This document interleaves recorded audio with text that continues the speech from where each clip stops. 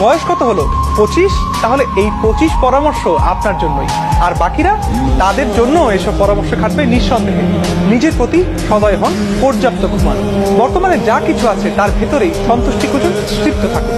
নিজের খাবারের প্রতি মনোযোগী হন, ঘরের খাবার খান, স্বাস্থ্যের খেয়াল রাখুন, পর্যাপ্ত পানি পান করুন, ভবিষ্যতের জন্য সঞ্চয় করুন, বিকল্প আয়ের উৎস রাখুন। টাকা জমিয়ে রাখলে এর মান কমতে থাকে। টাকাটা নিশ্চিত করে ব্যবসায় বিনিয়োগ করার চেষ্টা করুন। অতীত নিয়ে ভাববেন না, হতাশারও কিছু নেই, বরং আগামী দিনটা যাতে আরো ভালো হয় সেদিকে মন দিন।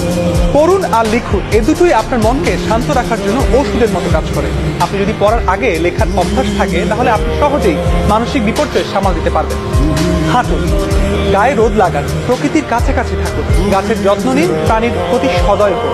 কথা কম বলুন, বেশি শুনুন। আপনি যেখানেই থাকুন না কেন, স্মৃতিতে সুন্দর কিছু টুকে নেওয়ার চেষ্টা করুন। হতে পারে একটা হাসি, হতে পারে জানালার বাইরে একখণ্ড মেঘ বা বিড়ালের দুষ্টুমি, অথবা কোনো কবিতার লাইন। ছুটির দিনে বেড়াতে যান, পরিবারকে সময় দিন, ঘরবাড়ি গুছিয়ে রাখুন। নিজের কাজ নিজে করুন। দুপুরের আগেই গোসল করুন।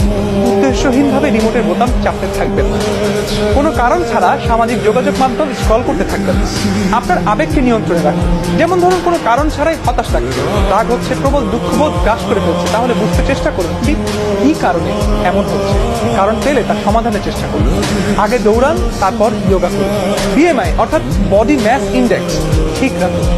অ্যালকোহল সহ যে কোনো নেশার বিষয়ে সাবধান থাকুন। নিকোটিন বা অ্যালকোহলই যেন আপনাকে খেয়ে না ফেলে সে খেয়াল রাখুন। আপনার যা কিছু আছে এগুলোর জন্য কৃতজ্ঞ হন। ছোট ছোট কারণে ধন্যবাদ জ্ঞাপন করুন।